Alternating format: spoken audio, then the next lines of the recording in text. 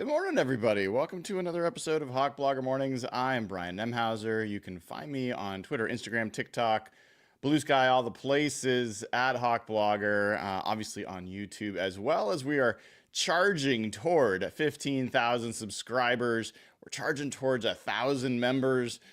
So make sure you subscribe, join as a member. There are plenty of free memberships floating out there for folks that have engaged in the channel. So we seem to I think we got over 140 just yesterday donated by folks. So this is your chance to become a member and maybe pay it forward a little bit with generosity to others. So we have a packed show today. I cannot wait. It's so nice to have things to talk about, isn't it? I've got a lot of sound from Klint Kubiak, not only from the press conference yesterday, but also he did a little press tour. He was on with Bump and Stacy on Seattle Sports Radio. He was on with Softy and Dick on KJR.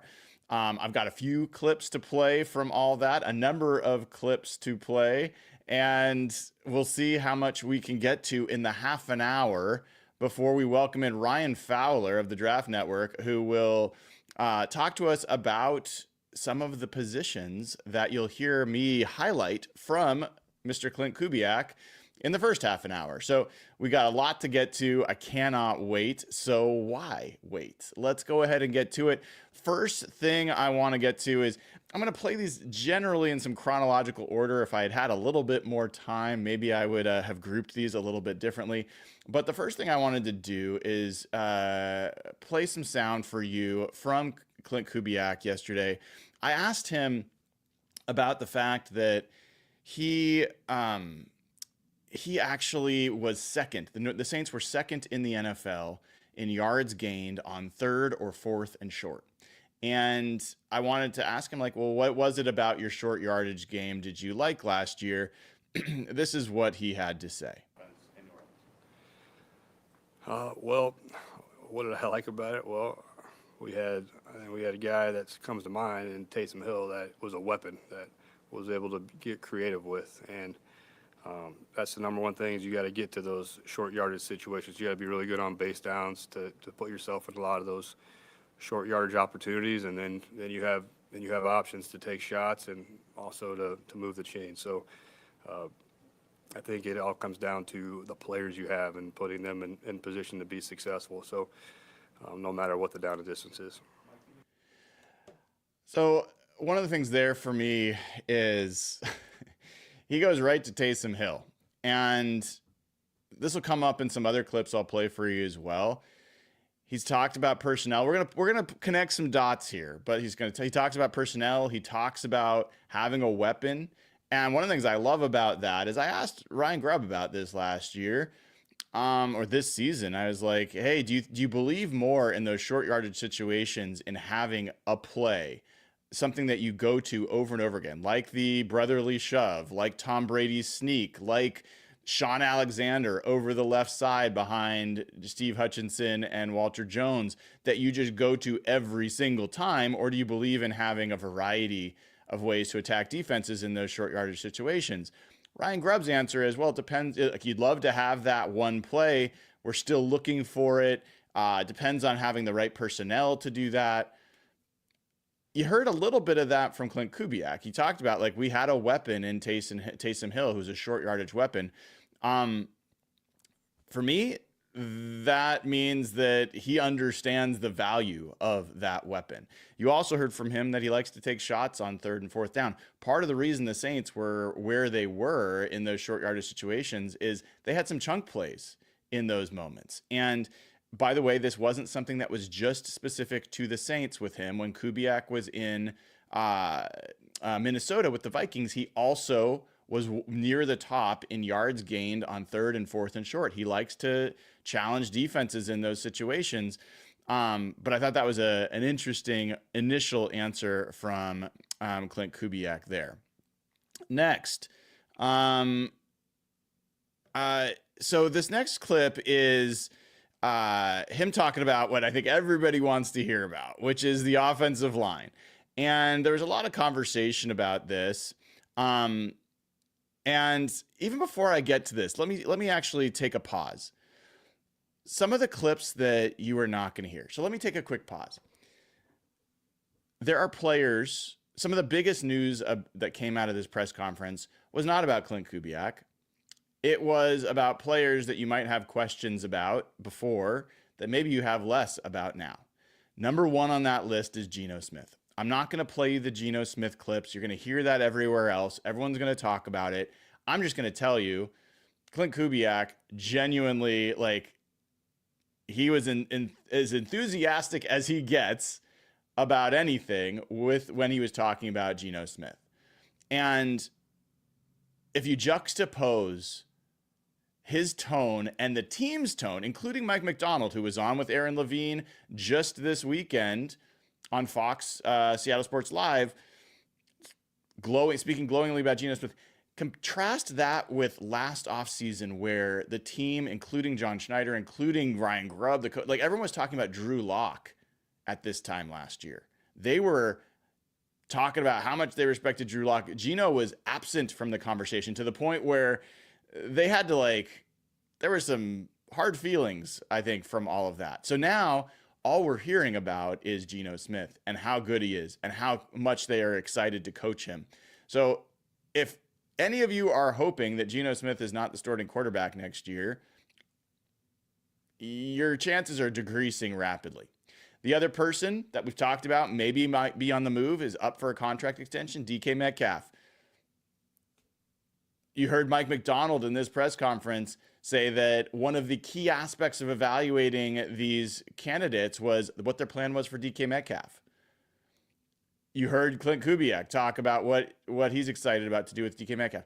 I don't think either of these guys are going anywhere. That's what I've predicted all along. I've talked about how there's reasons why they could move, but it's in writing for me that I've predicted that they're going to stick around, and I think that that's the case.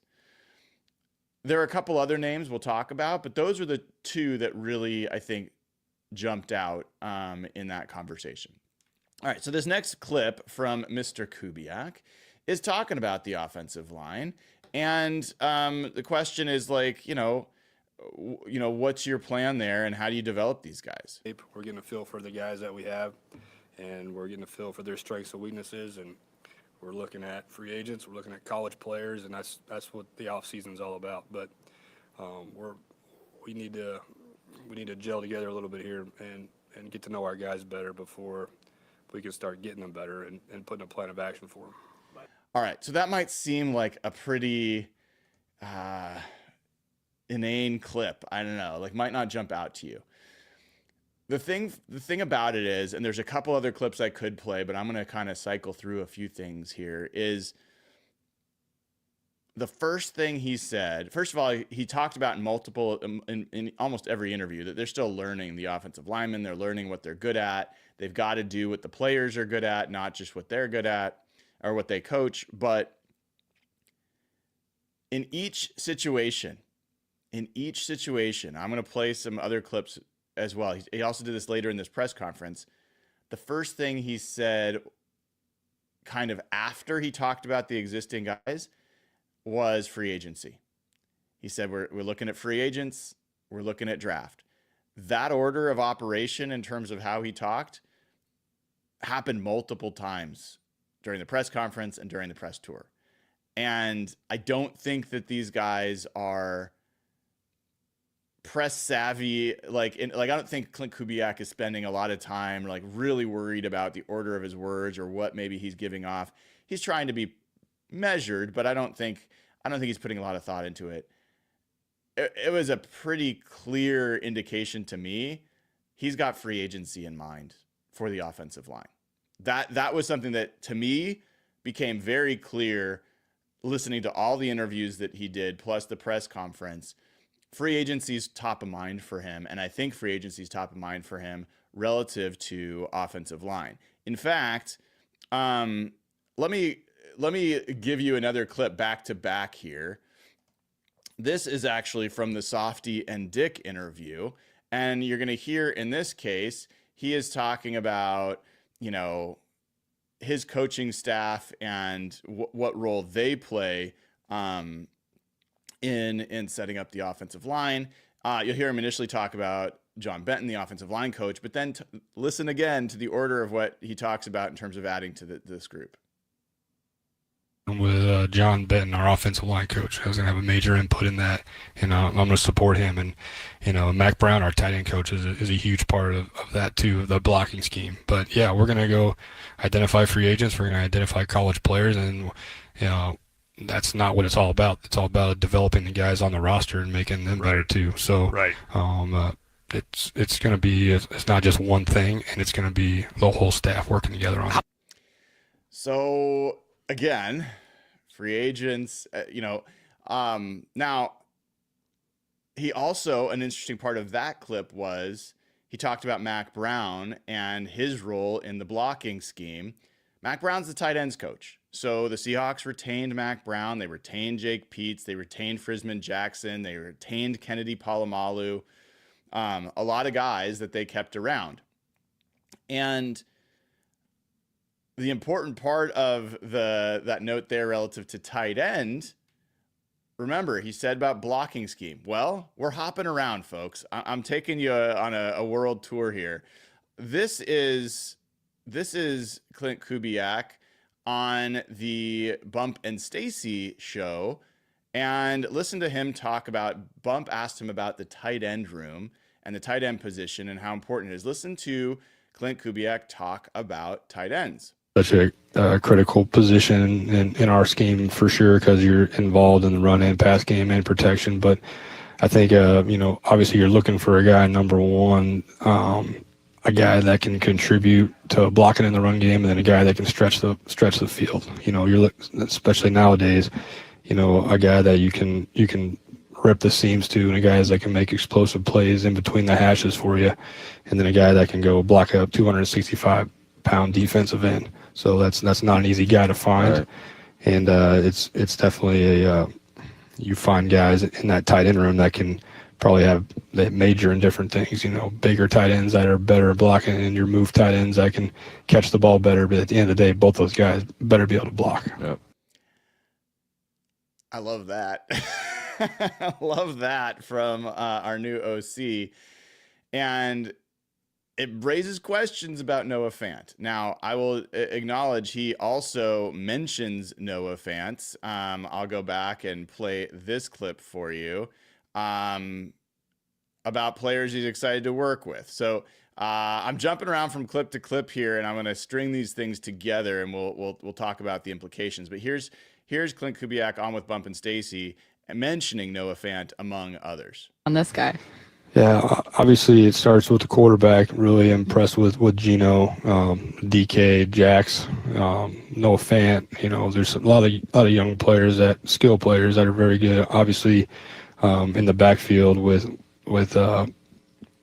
Kenneth and with Charbonnet, these are some talented backs, and there's a lot of pieces to be excited about. But there's also going to be some new pieces we add to the roster that we're going to coach. So whoever those guys are that contribute to our success on Sunday, we're going to find out in the offseason, and we're going to build on that together. It might be someone we're not even talking about right now. Right. So that's the really fun part of coaching is getting to be a part of guys' careers that are whether they're a new guy or maybe a veteran that hasn't had an opportunity before.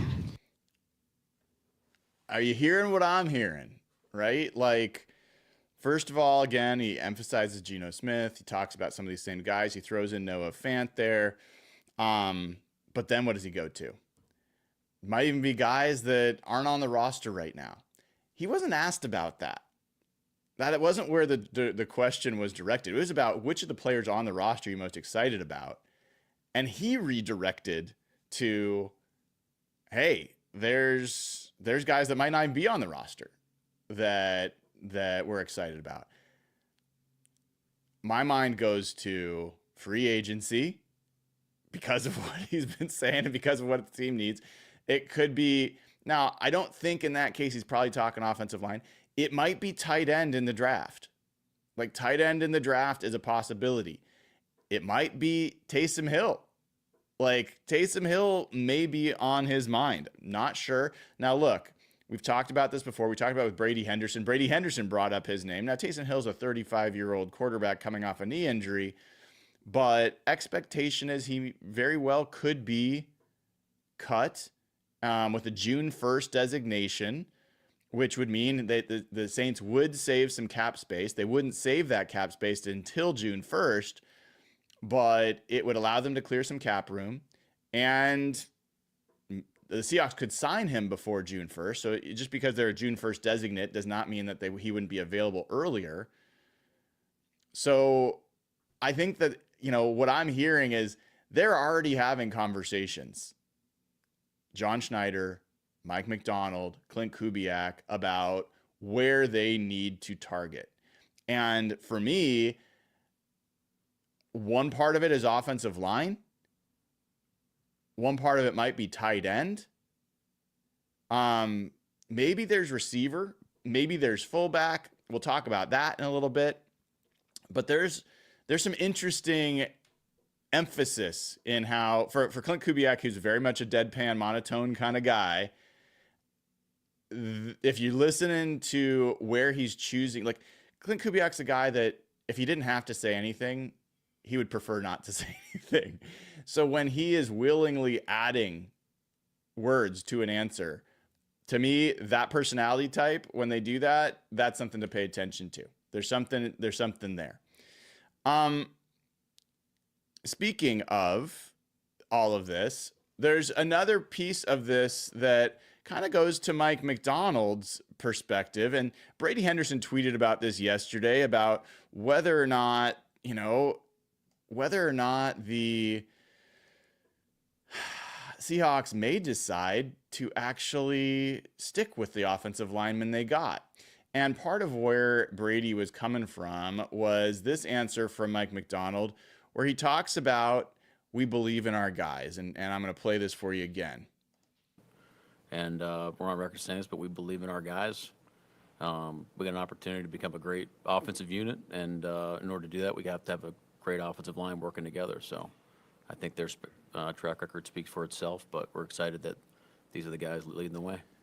Now, this is something when Mike McDonald says, I'm on record as saying, that is code for, I've told you this and I believe it. So in some ways, stop asking. In other ways, like, I don't say things I don't mean.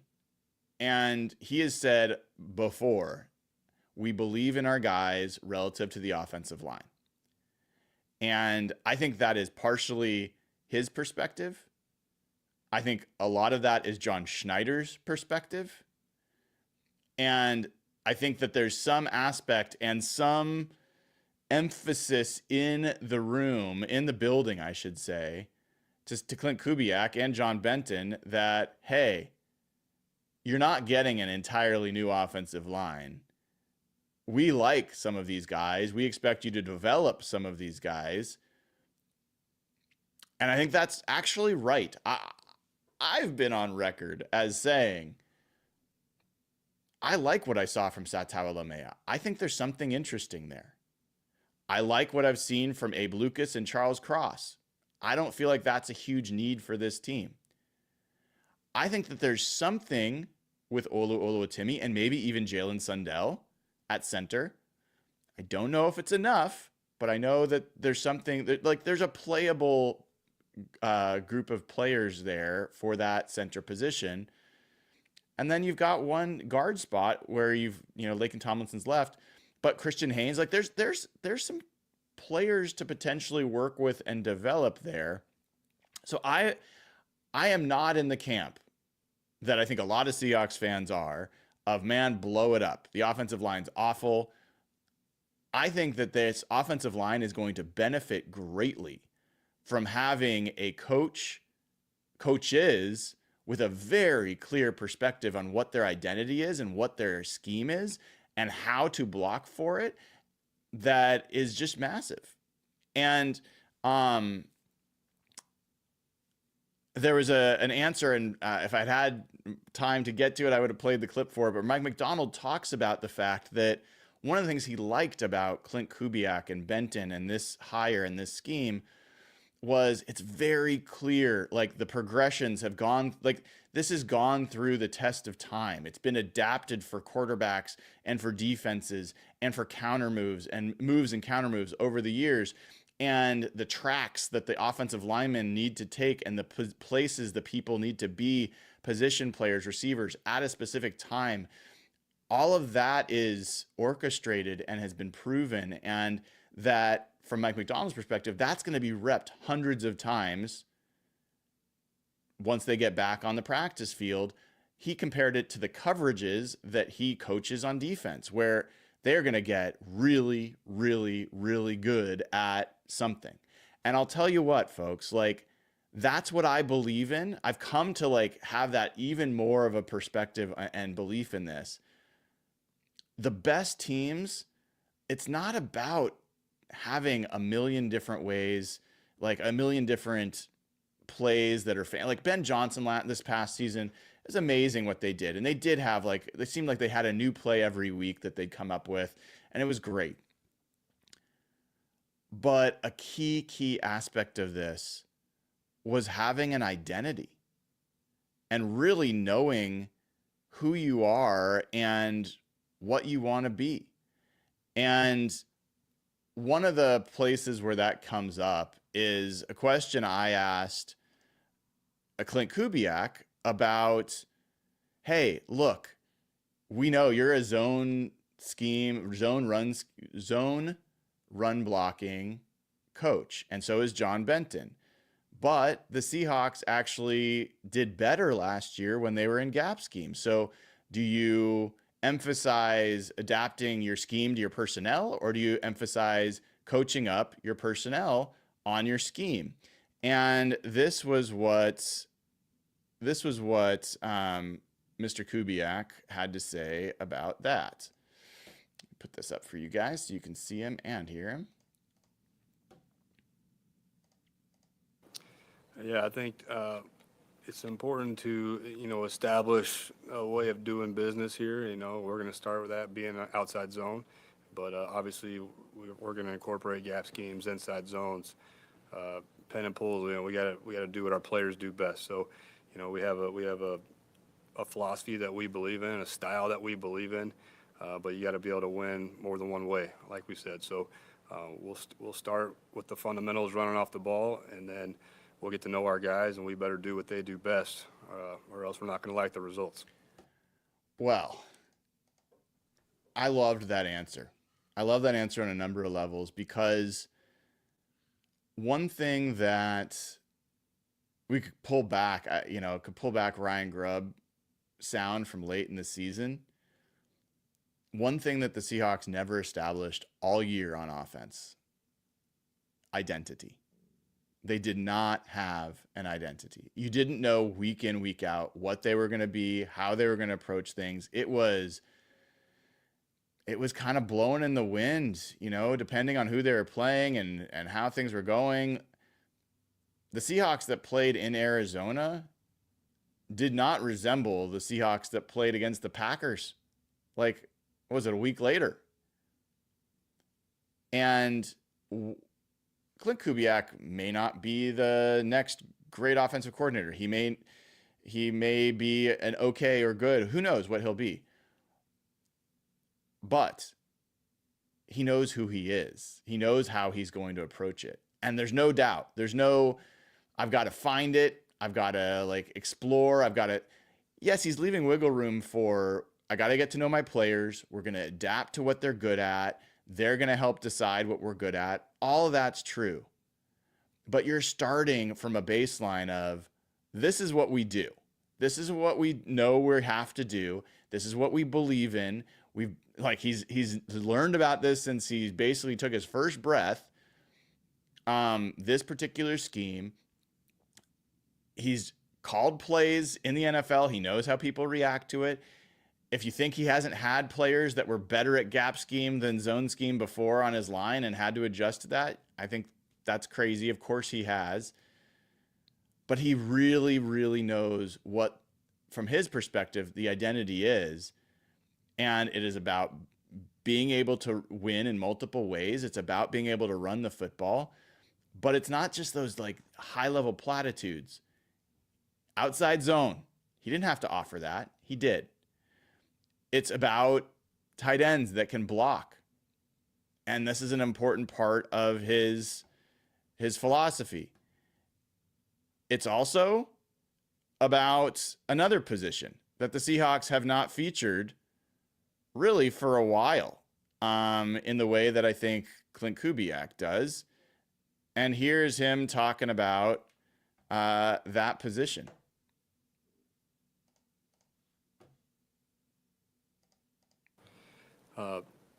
Certainly love playing with a fullback, like being in 21-12 personnel. Again, that's going to come down to, the strength of our players, who we have on our roster, and let's use the best 11 out there. Let's get the 5 best eligibles deployed out into the route scheme. So those are things we're working on right now, who that's going to be. But we got to adapt as coaches to our best players on the roster. Fullback, baby. Bring Max Strong out of retirement. It's in season. It's back on the menu here in Seattle, and I love it. I love a fullback in the offense. And what does that translate into? Could translate into something as simple as Brady Russell getting more opportunity as an H-back fullback. I still like Brady Russell. I think he was not great as a fullback. I think that his ability to read the hole was not terrific. Maybe he can be coached up in that regard. Maybe this would be a little bit more of a clear cut. This is a scheme where it's really like get to this landmark at this moment and then make this decision. Maybe this can be coached up in a different way, because he's certainly willing. He's a great physical player. He's got good hands. He can move. I think he's got potential in that role. It could also mean that they go for a Patrick Ricard from Baltimore, or who's going to be a free agent and is an all-pro fullback, because guess what? One of Kyle Shanahan's first acquisitions when he went to San Francisco, it was fullback. So I think that's another one just to pay attention to. And then there's another position that I think is pretty important. And let me bring up a comment that he made with Softy and Dick around interior offensive line, which I know everybody would be How much excited. do you value interior In the zone scheme and all, and so it all starts from him. In the zone scheme. prioritized? How much do you prioritize and value the interior of the offensive line? Well, I think if you're gonna be successful in the zone scheme, it all starts with having an elite center, having a dang good center that can move and is intelligent and can make calls, and so it all starts from him. And there's only so much money to go around on a roster. There is a salary cap, and you have to allocate those funds to other positions, and just because you may not value them financially based on the percentage of the cap the guy gets, that's the most important part of our team is the offensive line. So we're going to spend a lot of time of trying to make those guys better and getting the most out of them, and that's our challenge as coaches. So center, fullback, tight end, center. 3 positions that I think get a little bit additional focus with this new OC. And we're going to get to talk about that in just a little bit with someone who's aware of the draft as well as anybody else is around the league. And we'll welcome Ryan Fowler in here in just a minute. But free agency wise, Drew Dahlman, very good run blocking, zone blocking center for the Falcons, is a free agent. Now, pretty good chance that the Falcons would probably try to bring him back. And a lot of folks have a lot of money to spend. So I'm not positive that they're going to go where they would need to go to sign a guy like Drew Dahlman, but it is interesting. Center could be a position that they look to add to. And that's free agency. But let's talk draft, because it's coming into full focus with the combine just a few weeks away. Let me pull in our good friend, Ryan Fowler. the Draft Network. How are you doing this morning, Ryan? It's good to see you. I'm doing well. I was appreciate you having me on, and it's a beautiful morning here in the Philadelphia area. Oh yeah, man. Everything's still standing, cars not broken and all that kind of stuff. Yeah, I know they're I'm from the DMV area, moving up here. It's pretty crazy, but these last few days with everything, just the vibe around the city. But everything is still standing for now. But after that, the win over the Chiefs, it was a wild night in the city of Philadelphia a few nights ago. Did you get out there and experience that at all, or did you stay in your safe confines? No, I was not out there in the mosh pit that was downtown Philly.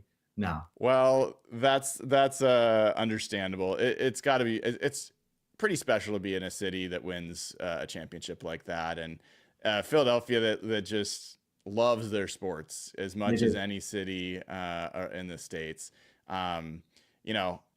Eagles fans aren't always the most fun to interact with, but man, they love their team and I respect it. So happy for them that they got that win. And I know you were a Commanders guy for a while, so you got to watch that. Hopefully, whatever wounds they're licking, they got to feel pretty good about what's coming up for them going forward in the coming years with what they've got there. Yeah, you have to. After 30 years of what was going on there, of course, with Dan Snyder and stuff, but it was with Jaden Daniels. I mean, he's projects as, obviously, for me, a future MVP candidate. I think you probably agree with that. He's sensational, and hopefully they can just not just have 1 year of greatness, try to build things. Because now everyone's back to 0-0 now with full steam ahead towards the draft. Speaking of the draft, you may have heard the Seahawks hired a new OC, Klint Kubiak, had been with the Saints, and he just had his kind of press tour yesterday at press conference, asked him a few questions, and there's a few positions that kind of came out of those conversations that we kind of knew going in were aspects of his offense, but it was, re-emphasized in this. And I wanted to ask you about them because they're not necessarily the positions most people ask about in a draft. And the first one is fullback. Now, this could be all sorts of different players that fill that role. But I'm curious, with this running back class, as good as it is, I haven't heard many people talk about anyone that fits a fullback mold. Is there anybody that comes to mind for you in the fullback position? Yeah, I think there's one player specifically that has even had some conversations with some teams in the last few weeks that, not that he's going to be a designated Patrick Ricard, Kyle Juszczyk type, or even a Michael Burton, but that's Cam Skattebo from Arizona State. He has the exact frame that you look for. And also, I don't know if there's a running back in the class, maybe Amarian Hampton from North Carolina, that plays with more pop behind their pads than Cam Skattebo. So I think that's someone, probably later portions of day 2 to come off the board for Cam.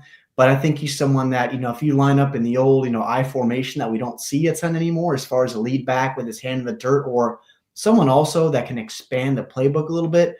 If there's one running back designated, I think it is Cam Skattebo. But I think there's also, Brian, for me to get into a little bit, as far as some fullbacks that probably in that later portion of day 3, UDFA type of bucket, I think going to get some opportunities in camp somewhere. That's really interesting about Skattebo, because I've been wondering that aloud, if someone was going to see him as potentially like a fullback type. The predictions of where he's going to go have been all over the place. You said kind of late day 2, so like third round kind of position. Where like roughly do you think the spectrum of where he could go is? Yeah, I mean, and I know we talked about it before, but this class is just going to be a beauty's in the eye of the beholder. It only takes one team. I get a lot of questions as far as, can this guy slip, or can this guy slip? Anything can happen on draft night. We've seen it before, whether it's day 1, day 2, day 3. So for me, conversations league wide, I do think he's going to be in that third round bucket for teams. I do think there's some limitations in his game, no matter how good he was in all phases for the Sun Devils this year. But if I had to place a bet right now, as we sit here in mid-February, before the combine, before visits, he's going to blow teams away in the interview room. I would say he's probably in that latter portion of the third round. Yeah, he's very intriguing for what I think the Seahawks are looking for. Don't know if they're going to go that rich with that position in terms of what round they'd go, but he's worth that as a player. Let's talk about tight ends. We've talked about them before, and a lot of folks focus on tight ends who can make a dent as a receiver and stretch the field, move tight ends. Klint Kubiak really emphasized that his tight ends need to be able to run block and need to be able to be part of the run game. And while the Seahawks have a guy, Noah Fant, who is a bit of a stretch tight end, his blocking isn't always the best. We know Tyler Warren is kind of the ideal. It would be great, but don't know if he's going to slip down to 18.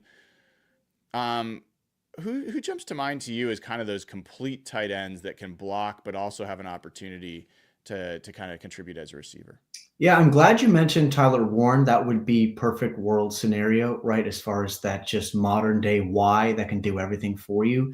But I think there's three guys specifically, I think on later portions of day 2 and into day 3, Gunnar Helm from Texas, Jake Brenningstool from Clemson, and really the Mitchell Evans from Notre Dame, Luke Lachey from Iowa type of bucket. But if Klint Kubiak is sitting in the draft room in late April and saying, look, we need a guy that I need to be my Darnell Washington type of extension of the line of scrimmage, the best blocking tight end in the class is Jackson Hawes from Georgia Tech. The kid transferred in from Yale, saw him down at the Senior Bowl a few weeks ago. He just gets after people in the ground game. Now, the limitations for him in space are there. They're obvious.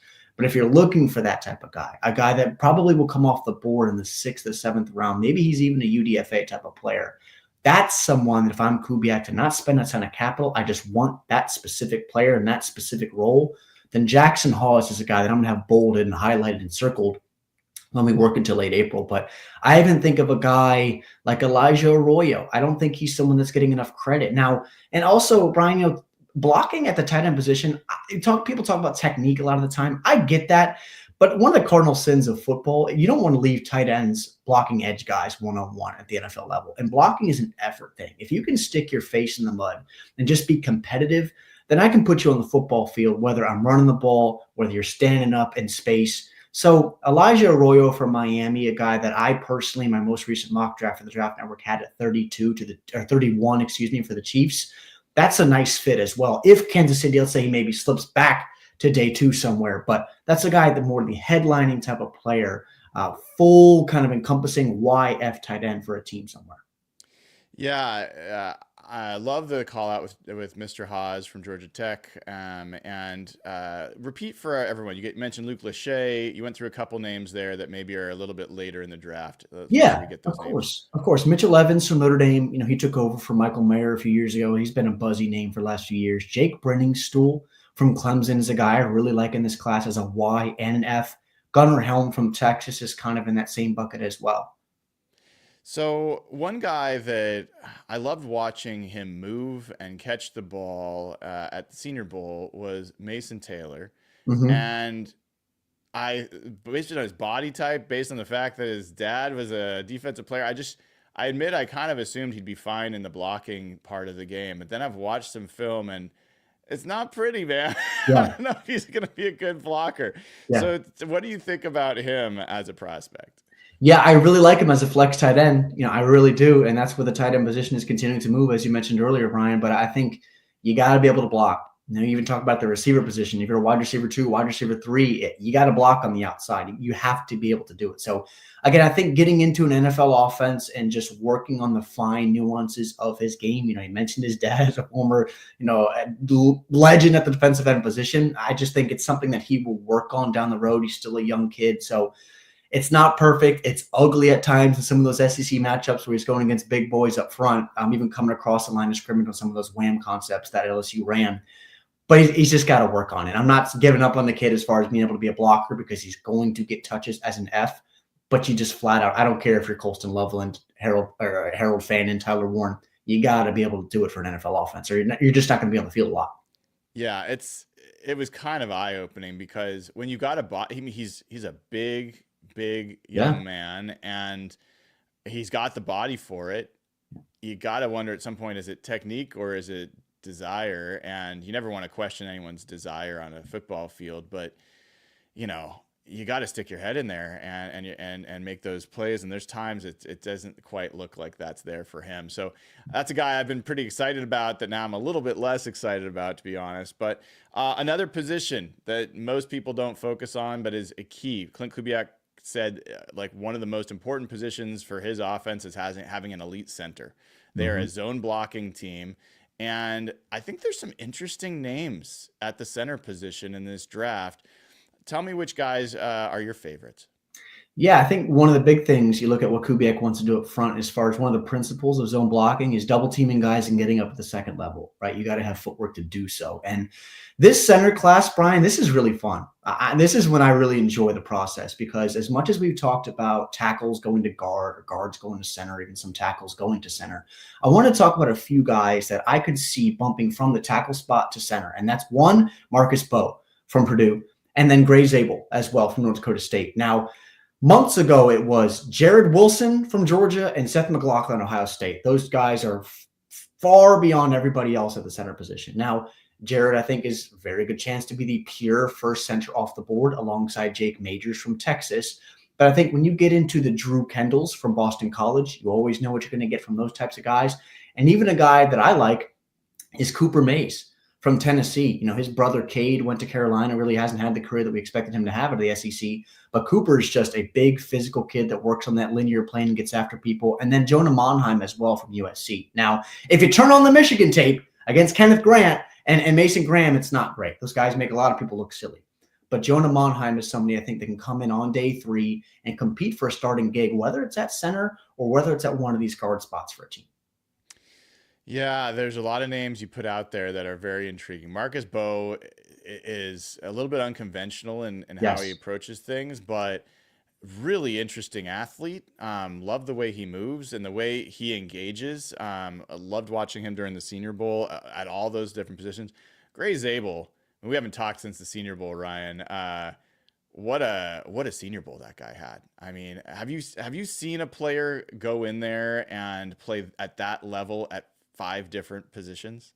No, I have not. You know, it was fun watching Graham Barton compete, you know, even the last few years for Duke before he went to Tampa Bay. But I will say this on Grable, Brian. I know there's a lot of buzz for Gray in the first round right now. I'm seeing him over guys like Donovan Jackson of the world. You know, I'm a big Donovan Jackson guy. I talked about it last time we chatted.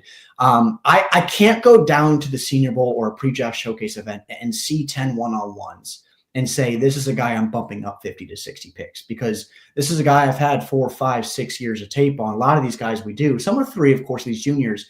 But there's years and years of tape on a player that I have to trust. And I can't just look at one-on-one and say, man, this kid's now a first-round talent. Because also in the game, in live reps, he didn't have a great day against some of those guys in the interior. Now, I'm not hating on Gray Zabel. I'm just trying to provide some context on these players as far as where my board and how I'm going to adjust things after these pre-draft showcases, because I do think Gray is absolutely going to be a top 50 player in this class.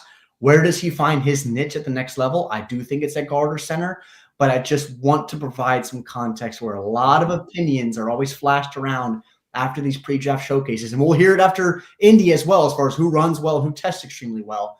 But I think just take a little bit of step back on Gray as far as being a guy in the top 17, 18 picks. I personally just don't see that right now.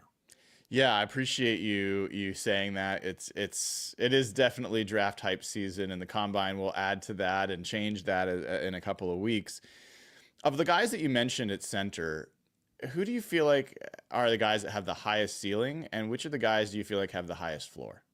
Yeah, I think Seth McLaughlin, a healthy Seth McLaughlin, has a very good shot of having the highest floor and the highest ceiling. I just love the way he operates under center. I think everything for him as well starts from the neck up. I've had really good conversations with him during this process, as well as his representatives, and he is going to blow teams away in the pre-draft process of the interview room, as far as you're a guy that needs to step in at the pivot spot and look to your left, look to your right, understand what defenses are doing in front of you, and call those things out. That's going to be a guy like Seth McLaughlin. But Jared Wilson, the athleticism for him at Georgia is the biggest thing. You know, you look at guys that can pull from the center spot. There's only really 3 guys in the NFL that do that: Cam Jurgens, Tyler Linderbaum, and Creed Humphrey. All those guys are excellent at their position, specifically Linderbaum and Creed. But Jared Wilson, I think, is going to be an immediate starter from day one. He's been talked about as a premier center for months now in the class. So I think his floor is a little bit lower in the class as far as handling power, but the ceiling, because of the ways in which he can expand a playbook and get around the edge as a center, you just don't see centers pull. It is definitely Jared Wilson from Georgia. Yeah, he's a guy I was looking at yesterday, or maybe a couple days ago. Highest graded run blocking center, at least from a PFF perspective, in college football last year, and then, or at least among the guys who are going to be coming out, and also the best zone blocking grade of the guys. And obviously, PFF grades are not everything, but with offensive linemen, at least it's something. And if you look at some of the grades for players that have come out in the past few years, they haven't been so far off in terms of which of those players have turned into good NFL players. So some interesting names there. And Gray Zabel at center. I mean, I got a chance to talk to that guy as well. Smart, football. Like, I think someone said he cares about three things: football, farming, and family. Yeah. Yeah. And I think John Schneider could really get into the Gray Zabel fit for sure if that ends up working out. Yeah. So those are three like pretty key positions. You also released your latest mock just a few days ago, and there are some things that changed, some things that stayed the same. I noticed the Seahawks are still drafting Donovan Jackson. Yeah. Donovan is a player that has one of the highest floors in the class for me. I feel like we're getting to this time of year, Brian, where there's a lot of prospect fatigue on a lot of guys. If you're not at Shrine, if you're not at the Senior Bowl, if you're just not getting a lot of attention, the same thing is really happening for a guy like Benjamin Morrison as well from Notre Dame, who I think is an excellent corner prospect in this class. But Donovan Jackson, I just think you draft him, you start him for 10 years, and you don't bat an eye. Whether it's at tackle like he did this year for Ohio State, I don't think he's an NFL tackle right now, but I do think he lives at guard. Lakin's obviously a free agent, comes in right away, start him, and move forward. And a guy that boosts your offense in the ground game, helps you stay upright in your passing game, and is a guy that it's not a sexy pick. It's not a skilled player, but it's just someone that's a big boy up front that can make an immediate impact, and hopefully down the line, it becomes an all-pro type of guard. There were some interesting choices you had in this mock. I'll call out a couple of them. I will admit, for my eyes, Shamar Stewart was the best athlete on the field in the Senior Bowl. And I know he's got production issues and questions, and some people think that's going to push him down the boards. I think after the combine, this guy is going to be a top 10 pick. Yeah. Most people don't have him there. You did. You had him at 7. Talk to folks about what you like about Shamar Stewart, why you think he's going to go that high in the draft. Yeah, I don't want to just sit here and say traits, as you mentioned, but the way Shamar Stewart moves at 290 is something that personally I haven't seen in a long, long time. And also placing with the Jets. A couple of years ago, they took a chance on Will McDonald, who everyone said was too light. They said he couldn't play. 1 year there wasn't great, and then he moves into year 2, and he had a pretty darn good year. Now, when I look at Shamar Stewart, very different body types. He can play up and down the defensive line. You mentioned the lack of productivity. There's a lot of talent up and down the Texas A&M front, but I think him isolated, just looking at what he can do also as an underappreciated guy in the ground game as a slasher and to get off blocks, just an uber athletic kid that I think of as an 8 to 10 sack a year type of potential along this Jets front that's going to get back a guy like a Jermaine Johnson. So Shamar could come in right away, not be a guy that's an isolated scenario. So in that spot to the Jets, I like, but also fundamentally as a player, because for me at the Draft Network, I'm not a GM that runs a certain scheme. I'm not drafting guys to run odd front or even front. So I'm just drafting a guy to put in a neutral scenario. Shamar's ability at 290 to win in multiple phases with those types of traits and that type of ceiling as still a young kid, and that fire that he had and the ways in which, Brian, you saw it down in Mobile where the bright lights are on and all 32 teams are there in attendance. He really turned it on and showcased, hey, I'm the best guy here in attendance. And I really loved what I saw from Shamar, and that's why he's going to be a top 10 player for me all the way up to April. Yeah. I think it's I've been talking to folks about, like, if he does slip down to 18, I think that's the number one guy for the Seahawks, to potentially pick, even though it's not a clear need. I just think if you can pick a guy that has top 10, top 5 talents at pick 18, you do it. And the Seahawks got fortunate last year. Byron Murphy was a guy that was very clearly a top 10 talent, and he fell to them, and you take him. You don't look back. So another couple names as we're talking to Ryan Fowler of the Draft Network. Armand Membu. You have him going to the Bears at 10. Stop it. Stop doing that, Ryan. Let's calm it down on Mr. Membu. Yeah, I think this is another guy that I think would probably be the ideal pick for the Seahawks if he was available. Can play right tackle. I think can be a really good guard as well. And he's not. People talk about these tackle guard guys as like. I'll give you another name. Jonah Savaiinaea. Yeah, Jonah Savaiinaea, I felt like proved at the Senior Bowl he's not a tackle. He could play. He's played there, but he's a guard. Armand Membu is a tackle, and he can play guard. So talk about Mr. Membu. How you haven't a 10th pick. Some people have him going in the 20s.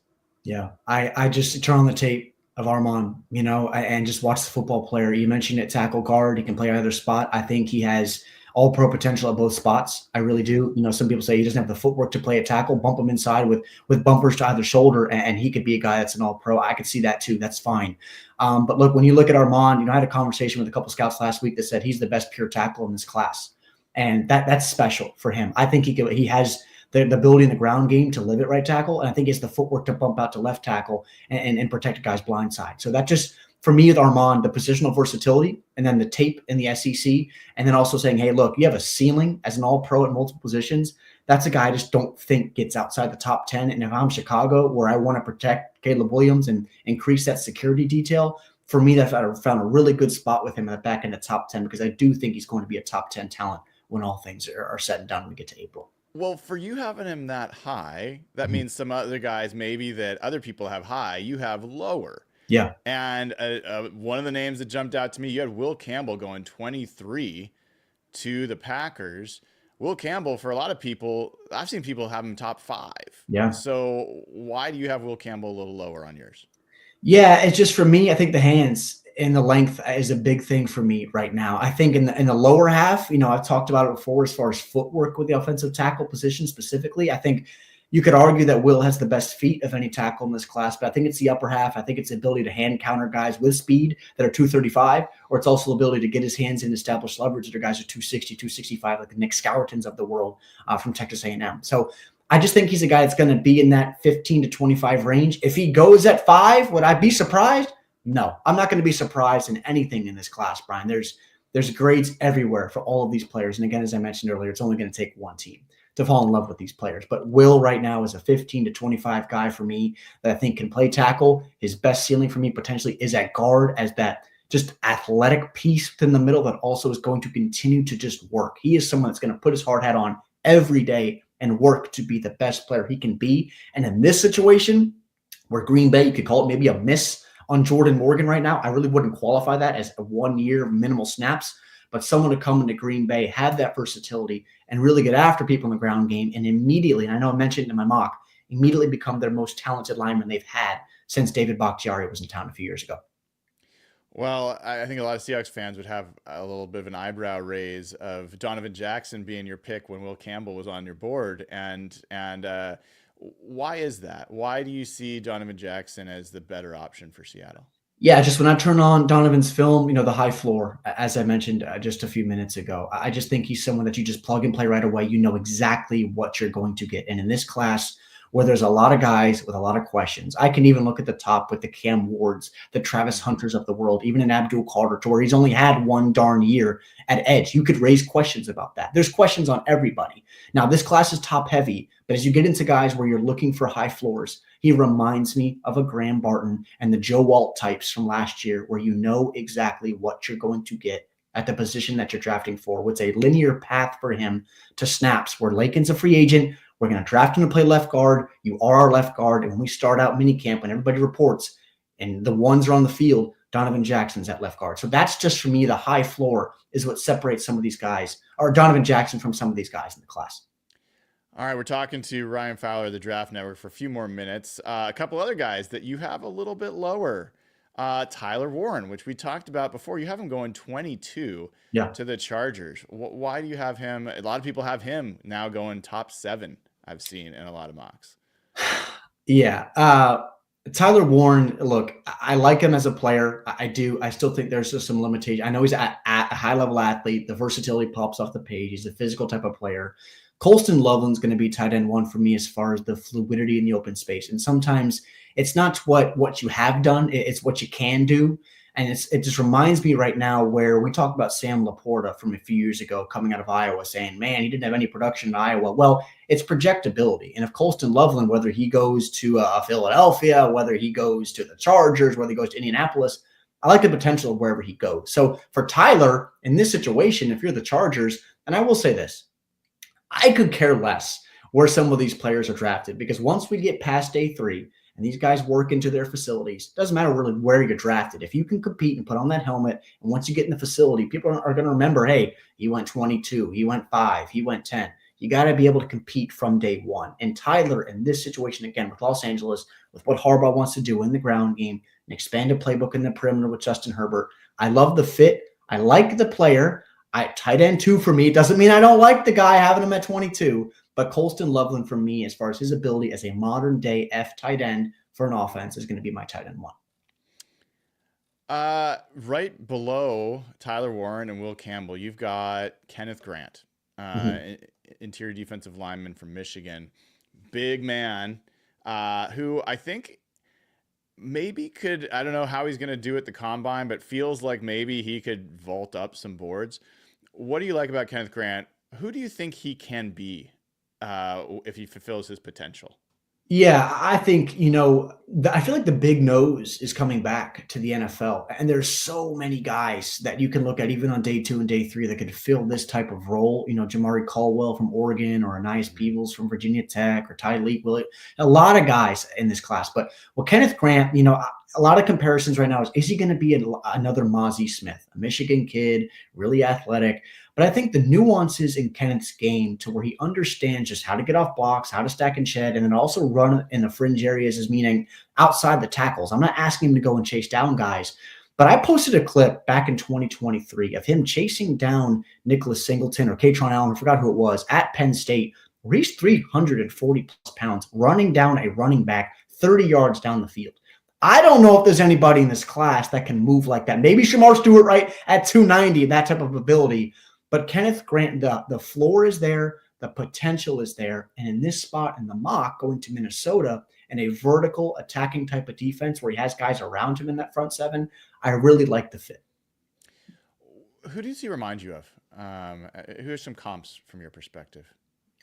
I think Milton Williams, for one, from Philadelphia, has some vibes for him. I don't want to say Vince Wilfork because of the weight. I don't want to say that. I think he has a little bit more twitch than what Vince had in years past. Trying to think of some names here.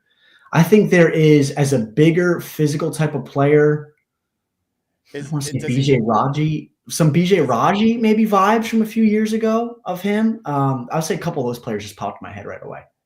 If everything goes perfectly for him, does he have Dexter Lawrence in his game at all? I don't see that. I think Dexter, say why. Yeah. I think Dexter is a different type of mover within the interior. The pass rush repertoire for Dexter was outstanding, and his ability just one-on-ones in the ground game, or one-on-ones, or even getting double teamed. He could just anchor and throw your side with one arm. I haven't seen that in Kenneth's game with some consistency like we saw with Dexter coming out of Clemson just yet. The guy's a rookie. No, that's exactly why I asked, because I think that's what we're kind of trying to learn about some of these guys, and that's helpful. One last name here, Tyler Booker, you've got going 25 to the Texans. A lot of folks have him as the #1 interior offensive lineman. He plays guard. Again, compare and contrast Booker to someone like Donovan Jackson, and specifically when we're talking about Klint Kubiak, a zone blocking scheme, why is Booker a little bit lower for you?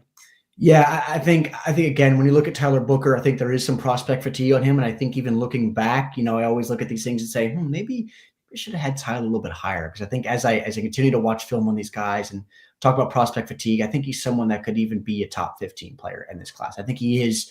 If you asked me, Brian, to say, hey, look, I have a bucket right here and I have Donovan Jackson, Tyler Booker, I would close my eyes and pick it, and that'd be absolutely fine for me, to be completely honest with you. But I think Tyler, even from an athleticism perspective, I think he's a little bit more higher than what Donovan has. I like the hands on Donovan a little bit more, I like the anchor a little bit more on Donovan. But I think the tape for both guys is outstanding. So again, I really don't have a huge separation for both those guys. I think you could say the 1A, 1B, or 1-2 type of if I had to totem pole the guys, but there is not a lot of separation. I know that's not the answer that you wanted from me as far as separating these guys, but it is very close to me. I think both players really do have an all-pro type of ceiling. Ryan, I'm always going to want your answer. Whatever it is, that's what we're looking for. We want your expertise. And Ryan, before we let you go, so the Seahawks obviously have the 18th pick. They also have the 50th pick.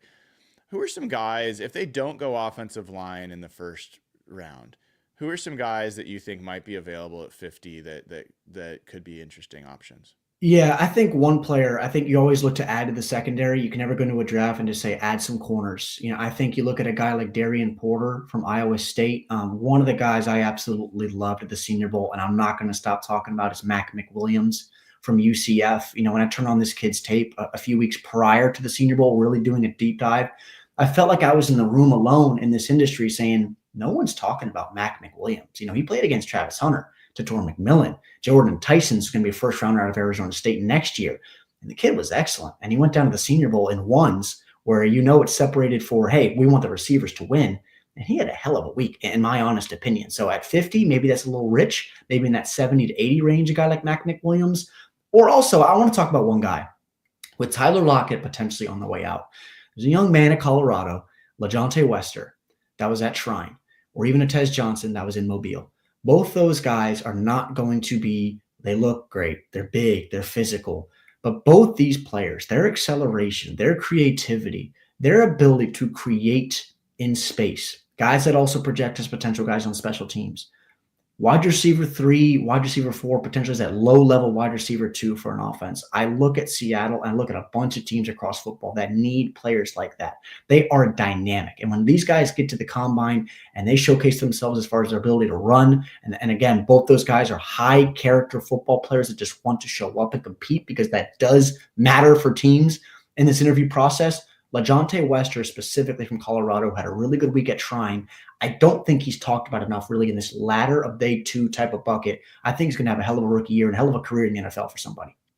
Are there offensive linemen that you think might be available in that range that might be a fit for the Seahawks? Yeah, Jake Majors is one guy that pops from Texas. I think he's one of the premier centers in this class, and I don't think we see a center come off the board, a designated center like a Jared Wilson, until that 75 to 95 type of bucket. And even we go back a little bit further, I think a Drew Kendall as well. Also, I will say this, 2 small school guys, Clay Webb, Jacksonville State, and then Jacob Baer as well from Arkansas State. 2 guys that were down in Mobile. I think in that latter portion of day 3, middle portions of day 3, they're going to get an opportunity to play somewhere. And also, I'm going to mention this, not a lot of guys like him, but Willie Lampkin from North Carolina, from our conversation earlier about fullbacks that can be versatile as well. He's going to get an opportunity somewhere. I don't know if it's at fullback. I don't know if it's in the interior. Size does matter. And when scouts parallel some players, they're going to take the bigger guy at just what happens at the end of the day. But Willie Lampkin from North Carolina on day 3, he is going to be in a camp somewhere. I don't know where that is, but he's going to be in a camp. He's going to get an opportunity. And in that day 3 bucket for interior guys, Willie Lampkin's going to compete his butt off. And if I'm a guard or a center in Seattle and I see Willie Lampkin come in, I'm looking in my rearview mirror to see what he can do, because he can play his butt off. I love that you brought up Willie Lampkin. I admit I call him Wee Willie Lampkin. It's probably not the nicest thing, but he's 270 pounds and mean as all get out and tough. And I was curious if some teams are going to look at him as a fullback potentially. Sorry, there's one other thing I wanted to ask you. You've obviously got a really good feel for who teams have been talking to. For the Seahawks, do you have a list, or who are some of the players that that the Seahawks have been in contact with? Yeah, I know they've been in contact with Kenneth Grant from Michigan. I know they've been in contact with, now I will say this, Shrine is a little bit different with their interview process. Not every guy meets with every team. At the Senior Bowl, and I know this because Jim Nagy ragged on me for Twitter a couple of years ago for reporting some of these meetings, every player meets with every team at the Senior Bowl. Now, I will say this also, when we get to Indy, when they have informals and they have formal meetings, and of course those 30 visits, that's really going to where be able to see guys as far as the separation of where teams really like some of these players. But I know they've met with Kenneth Grant. I know they spent time, a couple meetings as well with Jonas Salvanea from Arizona. I know they talked a lot to Josh Connerly as well from Oregon at the Senior Bowl as well. But in these last few weeks, not a ton as far as these designated guys where really the needle moved as far as who they're meeting with. Well, great to hear from you, Ryan. Hopefully I'll see you down at the Combine, and we will learn a little bit more about these prospects and what's coming for the Seattle Seahawks. Tell folks what they should look forward from you coming up at the Draft Network and elsewhere. Yeah, lots coming here these next few months. I'm on X if you don't follow me there already, @_Ryan Fowler. All my work is at TDN, audio, video, written, all the type of stuff coming out. And also my interview series with prospects, about 80 to 100 guys every year I have on my personal podcast, Commanding the Huddle. It's going to start right after the Combine, probably 2 to 3 guys released maybe every day, every other day. Lots of guys coming in and out. So look forward to that on my podcast, again, Commanding the Huddle. If you don't follow him, you're missing out. Ryan Fowler from the Draft Network. Amazing, amazing info. I think one of the most slept on draft experts out there. So keep an eye on him. And Ryan, thanks again for joining the show. Always appreciate you, Brian. Thanks, man. All right. That's Ryan Fowler from the Draft Network. And, Ryan grinds, man. He grinds on this stuff. He will put out there information about who teams are meeting with and what he's hearing from players, from agents. He's tapped in. So I know there's a lot of, high visibility guys, and Ryan isn't quite there, but for my money, he's one of the ones to watch when it comes to draft pieces there. I thought it was pretty interesting hearing him mention, without prompting, Cam Scadaboo. That's the name that came to my mind. Willie Lampkin was the other guy that was kind of in my mind, and I'm glad he brought him up at the end because I forgot to mention him. But Scadaboo, I think that name does become more interesting for the Seahawks. You can see a little use check in Cam Scadaboo. You can see someone who's willing to stick his nose in there, who's also can be dangerous with the ball in his hands. I cannot imagine a player that more would get John Schneider's attention than Cam Scadaboo. He kind of screams what I think John Schneider looks for in a football player. And for a team that's trying to say, how many times have they said our identity is going to be physical? That's what Cam Scadaboo's identity is. So, going to be curious where he goes, and then it's going to be interesting to see whether the Seahawks make a move at that position ahead of the draft. But going to be interesting. It's kind of fun to have fullback in the mix is something the Seahawks are actually going to look at, and we'll see what they do. So I had a couple other clips to play before we end the show. Let me queue up a couple of these, and we will play this as well. This next clip is from Klint Kubiak. He was asked on Softy and Dick about, it was a good question from Dick Fain about how do you really emphasize what Geno's good at and have him be effective, but also kind of minimize some of the mistakes that he made with the interceptions last year. And I'll let you actually hear the question being asked, and interesting response here from Mr. Kubiak. In the press conference, you used the word aggressive to describe Geno in a positive way. Geno, his aggressiveness sometimes gets him in trouble as well. So how do you maintain that level of aggressiveness that you like and still harness it a little bit so there's not the picks that we saw this year? Yeah, well, that's gonna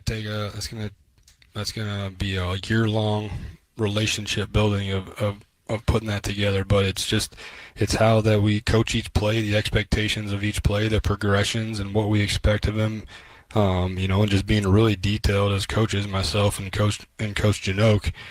I think that's something that we definitely pride ourselves on. However, we're not taking the stinger out Geno. I like that he's aggressive, and obviously I wasn't here last year, and I'm not gonna go back and say, well, last year you did this. No, we're moving on. he's done a lot in this league and been successful in this league, and there's a lot to work with. So we're starting new. Did you hear that? We're not going to take the stinger off Geno. I love that from a soundbite perspective. That was maybe my favorite soundbite from the whole day yesterday, because Ray Roberts and I had that conversation. I talked about the fact that I feel like Geno Smith needs to be more aware of certain scenarios where his risk profile about what he's willing to try to eke out of and make every single play, he needs to adjust it. He needs to be willing to get rid of the ball a half a step earlier, half a second earlier, to avoid his arm being hit, to make sure that he can throw the ball away and that the team is not hurt by a turnover. And Ray Roberts was really disagreed. And his perspective was you got to allow playmakers to make plays. And you can't take that aggressiveness away. And you hear that from Klint Kubiak, and you've heard that from Mike McDonald as well. You don't want to neuter a quarterback into where they're just in a shell. They're in a turtle shell, hiding their heads and hoping that nothing bad happens. And that's when he's saying, like, we're not going to take his stinger away. Like, going to keep him being aggressive. But you also heard from Mike McDonald yesterday and from Klint Kubiak that one of the things that's great about this scheme is that the progressions are very clear. There's clarity in general about what to do in what situations. And I think that's the right approach here for how you get the most out of a quarterback that, frankly, I just don't think has been maximized yet. At his age, I'm not sure we'll ever see Geno Smith truly maximized, but I'm hopeful that this is, of all the situations Geno Smith has been in with Seattle, this is the best, because Shane Waldron had never called plays before. He was searching. It took him 2 years. He still did not really find himself. He's not an OC at this point.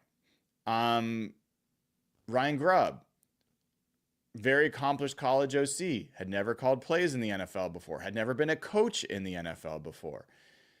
He was trying to figure things out, became very pass-centric.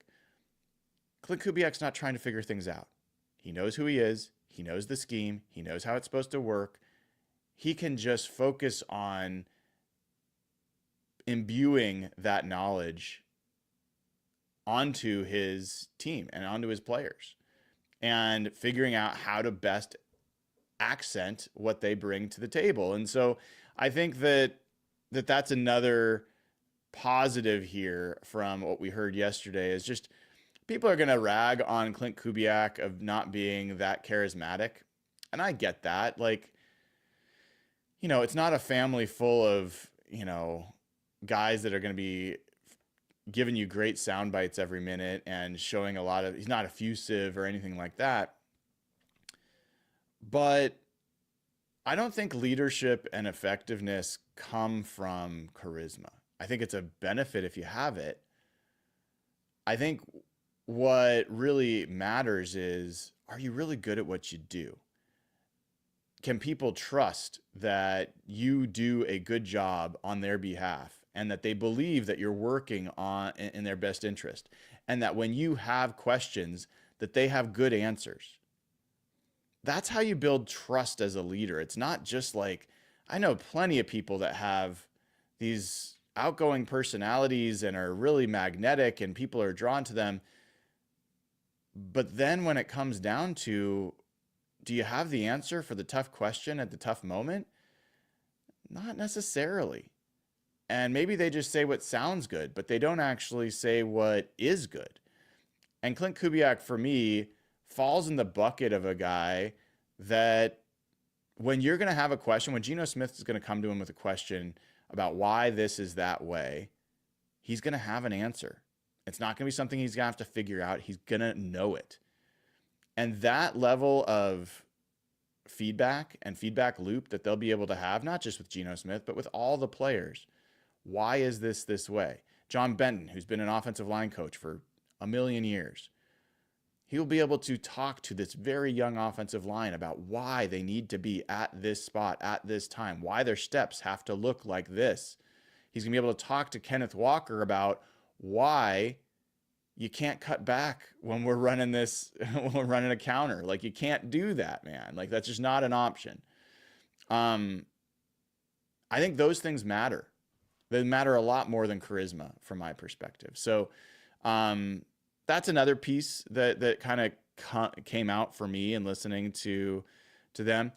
There's this piece that kind of speaks to that a little bit, where when Klint Kubiak was on with Bump and Stacy, I think Bump asked him, like, why are you an outside zone team? Like, why is that important to you? How does that set things up? Here is what Klint Kubiak said there, and it speaks to identity. Yeah, well, I think it is.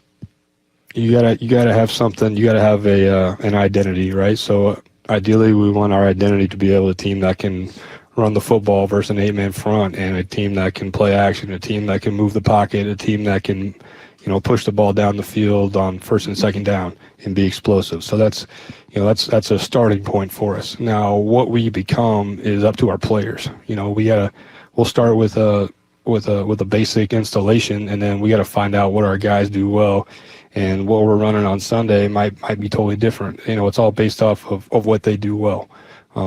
So I think it'll be really important that we get together in April with our guys and start laying a foundation of what I think we can be, and then you always got to pivot to what the guys do well.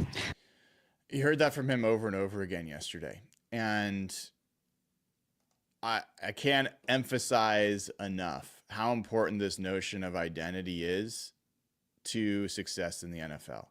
If you're trying to figure it out, you've already lost. I think that's just a reality. You've got to know already who you are. And quite honestly, I think Ryan Grubb to some extent had an identity. It just wasn't the identity that was going to work with this team in the NFL with Mike McDonald, right? Like, you kind of, like, he really believed in shotgun, heavy pass centric offense and a lot of 11 personnel. We heard from Klint Kubiak, he wants 21 and 12. For folks that don't remember, first number is how many backs, second number is how many tight ends. So he likes 2 backs, 1 tight end. He likes 1 back, 2 tight ends. 11 personnel means 3 receivers are on the field. 1 back, 1 tight end, 3 receivers. You got 5 eligible receivers at any one time. So I think personally, as a fan, the type of football I appreciate is 12 and 21. It is a full back or a 2-back set. It is 2 tight ends that can run off the ball and be effective and available to you as receivers as well as blockers.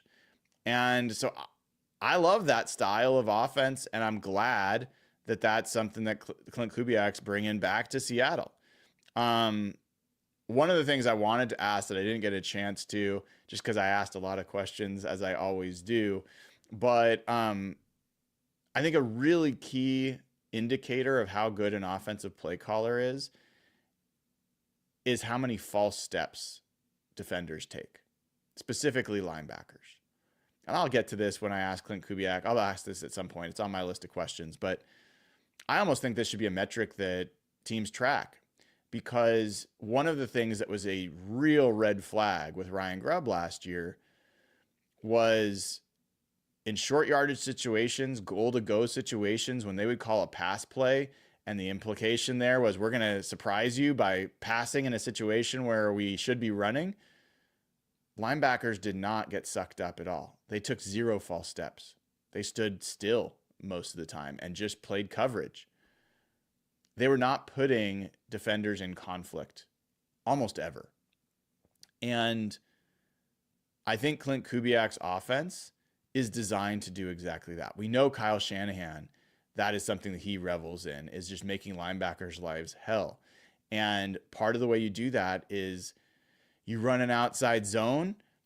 It looks exactly that same way when you do a bootleg off of it and peel off of it to a flood concept where you've got receivers and tight ends coming into the opposite side of the field. And you've got the defense flowing one direction and the plays going actually the opposite direction. I think putting defenders in conflict is a huge part of being a play caller. And in order to do that, you've got to be able to make a pass and a run look exactly the same. And this is not something Ryan Grubb did well. And I give a lot of credit to Griff Sturgeon at CMAX Spin Move and Matty Brown at the Seattle Overload podcast. They called this out and they showed film on this last year before I think anybody else was catching on to it, that just was a weakness. One more clip I wanted to play for you. I had a few different ways I was going to approach this question because I kind of knew that there'd be some limits on what they could say. I asked Klint Kubiak what was the toughest question that Mike Macdonald asked you. I was going to ask, like I was playing around with, tell us how Mike Macdonald is as an interviewer. Just something lighthearted, get a little bit to their relationship and maybe give them a chance to poke fun at each other. I was going to ask him, what's your favorite interview question you get asked in these OC interviews, given that you've been in a few recently. I decided at the end to say, like, what's the toughest question Mike Macdonald asked you? And I knew that they wouldn't be able to go into detail, but I do think his answer was interesting. Here is what Klint Kubiak said. I don't know if he wants me to get into the weeds of that stuff, but I thought there was a really cool situational discussion that was impressive. I really enjoyed. All right, quick clip, but situational. This is also the thing that if you've heard Mike Macdonald talk about the hire of Klint Kubiak, he emphasized was Klint Kubiak had the best answers for situational stuff. The amount of detail that he could get into in these situational discussions stood out from the pack. And as much as there's some people that were like, oh man, I hope it's Hank Fraley or maybe Grant Udinsky, those guys don't already know their answers to all these questions. Klint Kubiak does. And the fact that Klint Kubiak enjoyed that and was able to get into depth with them on it, and the fact that it was a meaty conversation, I thought was all interesting. And the fact that Mike Macdonald involved his defensive staff, Leslie Frazier, Adam Dirty, in the interviews, I think also was really interesting. And I think part of the way you should be able to bulletproof or solidify your perspective on an offensive hire is for good defensive minds to test him, because the defensive coaches are all familiar with what do you have to do in these situations? What are you trying to learn? And so you should be able to go back and forth with an offensive mind and say, all right, so what do you do in this situation? Okay, well, how would we counter that? Well, what would you do here?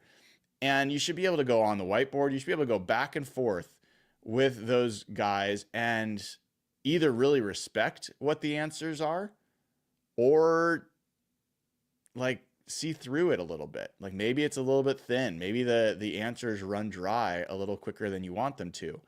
And one of the benefits of having one of the smartest defensive minds in the NFL on your coaching staff, the head coach, Mike Macdonald. One thing everybody says about Mike Macdonald is how smart he is, right? That is one of the first things everybody describes him as. He is going to either get answers that make sense to him or he's not.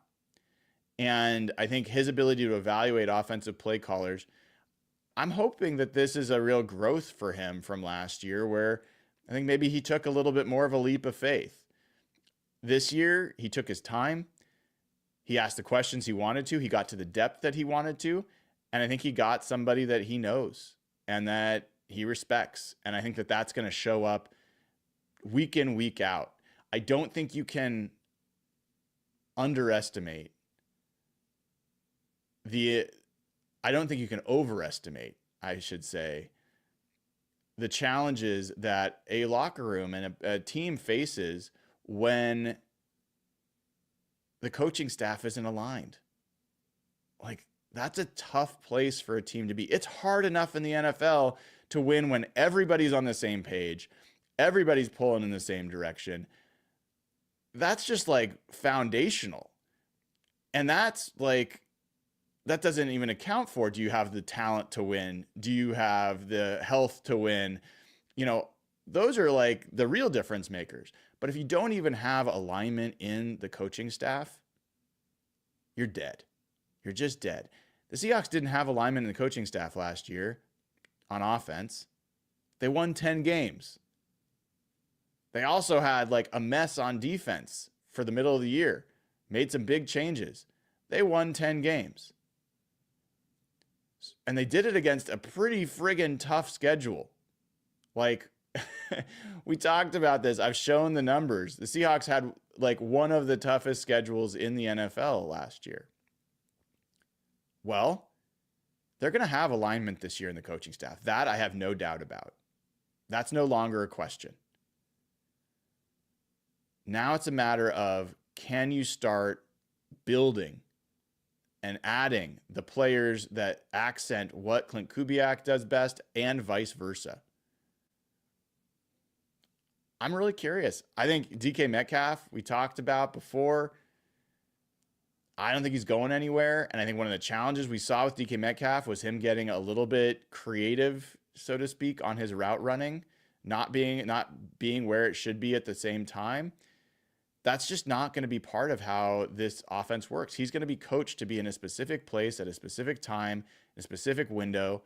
And keep in mind, Klint Kubiak was with Justin Jefferson. Andrew Janocko was with Justin Jefferson, was a receivers coach before he became a quarterbacks coach. One of the things that he really brings to the table is being able to keep these guys in sync. So I just think that there's a lot of goodness that came out of those conversations yesterday.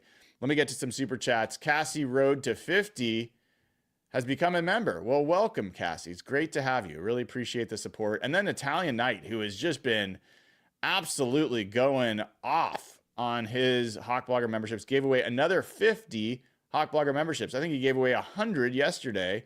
So unbelievable generosity from Italian Knight.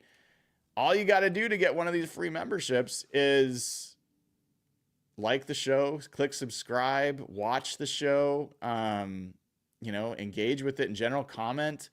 All those things go into the YouTube algorithm to help give away these memberships.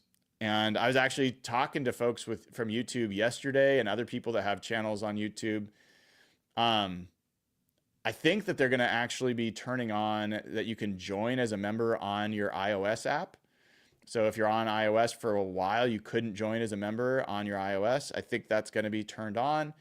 And I think that, what you guys are doing here in terms of gifting is really unique. I don't think a lot of other channels have the kind of generosity that we've kind of cultivated in here. And I certainly appreciate it. It makes a big difference for me. And I think it makes a big difference for other people that can engage.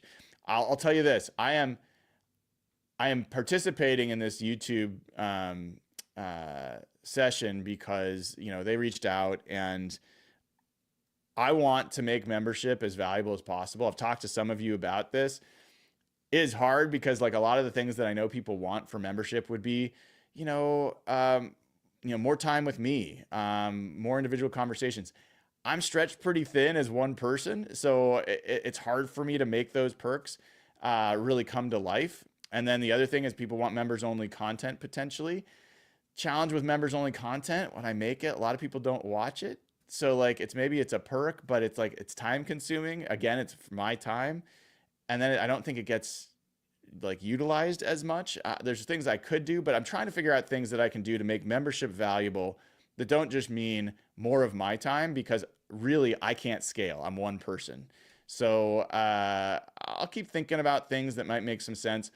One of the things I was playing with was maybe during these live shows, the last 5 minutes, last 10 minutes, whatever it is, that we do a little bonus period where I change chat to being members only for certain levels, and people that are still on can ask questions if they're in those membership levels. That's a way that I'm not creating more content, but it's part of the existing show. But I also don't want to alienate people. I don't like kicking people out of chat. So I don't know. I'm thinking about it. Just want you guys to know it's on my mind, and I really appreciate everybody who's a member, trying to give you as much value as possible, at least by having shows every single day. We got a super chat from Detail Oriented says, my question is this: will fans have patience this year and be satisfied with just growth rather than instant results on record? I think this staff is amazing, but will take time to implement change. I don't think fans are ever going to be satisfied with just growth. Like, it's got to be wins. I don't even think that Mike McDonald or John Schneider or Klint Kubiak or anyone in that locker room would want you to judge this team on things other than wins. Now, I do think that they're going to want to keep making progress. And the reality is, I don't think that this team is going to be a Super Bowl contender next year. I don't think that's a realistic jump for them to make. I do think it's a realistic thing to expect them to maybe be NFC contenders. Like, I think that's possible if everything goes right. But I think the age of this roster, the youth of this roster on the offensive line, on the defense, may be a couple years before they fully grow into their full talent. And so we'll see. But I appreciate the thought. And there's Detail Oriented giving away 20 Hawk Blogger memberships. That is incredibly generous, Detail. I really, really appreciate it. All right, everybody. Well, I am going to end the show there. I will give you one quick reminder to head over to jkboots.com, use code HawkBlogger, get 10% off the best boots you're ever going to own. I love my JK boots. And I heard Matt McManus, the Seahawks themed boots that were made just for his feet have been sent his direction. They're posted up on the JK Boots Instagram feed. So if you want to check those out, you should. They're up on my story as well. So we're making another pair of Seahawks themed boots that somebody's going to win. They're going to be different than the one that Matt got. Custom made. They're going to be really cool. And then also, we've been doing a lot for charity. We've given away a bunch of boots to the Wildland Firefighters Foundation for Pacific Northwest firefighters to get free boots, as well as LA firefighters. So it's a win-win-win. You get a chance to get 10% off. You get a great pair of boots. You get a chance to win a Seahawks-themed pair of boots, and you help contribute to charity. I mean, come on. It's a great deal. So head on over to JK Boots, use code HawkBlogger. You will not regret it. All right, folks, we had a packed episode. I hope you enjoyed it. We will learn more, talk more as we go forward. Tomorrow, I've got a cool show for you. I've got somebody going to come on the show, a special guest, who actually works for the company that outfits the NFL players with all the tech that they wear in order to track how fast they're running, how fast they're decelerating, all the different metrics that you get in terms of player movement. We've got someone from that company coming on the show tomorrow. We're going to talk about what data they got from the Senior Bowl and what it means in terms of what percentile some of these athletes are at different positions, what the implications are for the draft. So a really cool show tomorrow. Make sure you tune in for that. Until I see you, have a great rest of your day. I'm Brian Nemhauser. This has been episode 324 of Hawk Blogger Mornings. Take care, y'all.